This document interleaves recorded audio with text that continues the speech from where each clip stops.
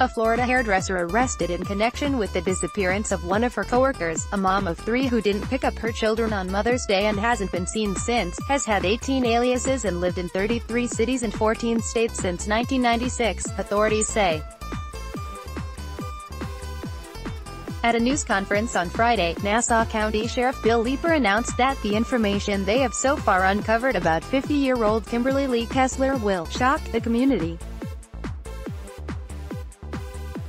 "We are not quite sure yet why all the disguises or if she, Kessler, has been involved in the disappearance of anyone else before," Leeper said. "But it seems she is definitely running from something. As we continue to gather more and more evidence and facts, we have learned this case is a very unusual one that I am not sure we have ever seen in Nassau County before." Kessler worked with missing mom Jolene Cummings, 34, at Tangle's hair salon and was allegedly the last person to see her alive, according to investigators. Kessler is a suspect in Cummings' disappearance, authorities have said, and she is behind bars on a theft charge in Cummings' case. Cummings is presumed dead. Want to keep up with the latest crime coverage? Click here to get breaking crime news, ongoing trial coverage and details of intriguing unsolved cases in the True Crime newsletter.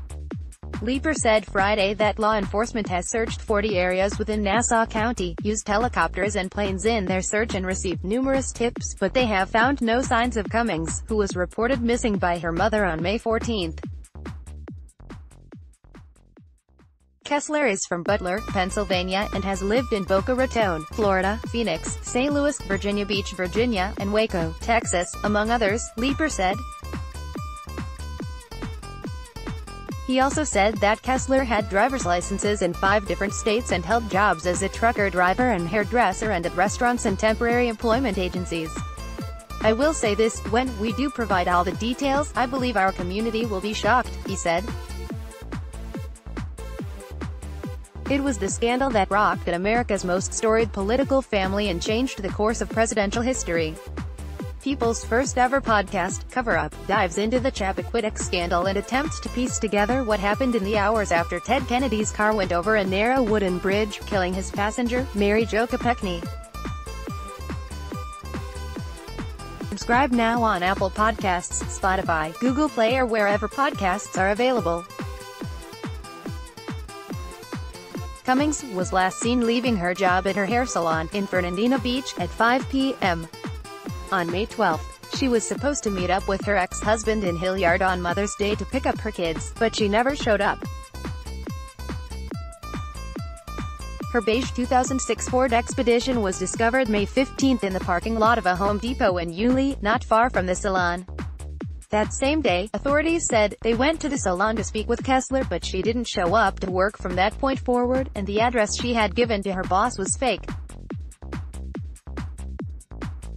Investigators later discovered surveillance video from 1:17 a.m. on May 13 that showed Kessler, who goes by Jennifer Sibbert, among her many aliases, and who had worked at the salon for about a month, parking Cummings' SUV. Kessler was found at a truck stop on May 16, according to authorities. She was arrested for grand theft auto for allegedly stealing Cummings' car and remains in custody in lieu of $500,000 bail. She has not been in court to plead to her charge and is scheduled to be arraigned on Thursday. Records do not reflect an attorney who could comment on her behalf.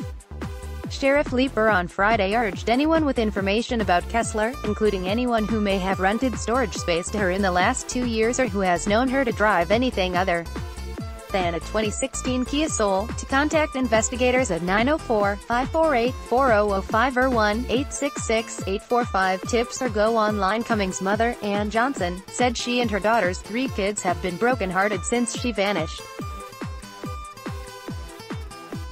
"It has been 20 days our Jolene has been taken from us and is presumed dead," she said at Friday's news conference.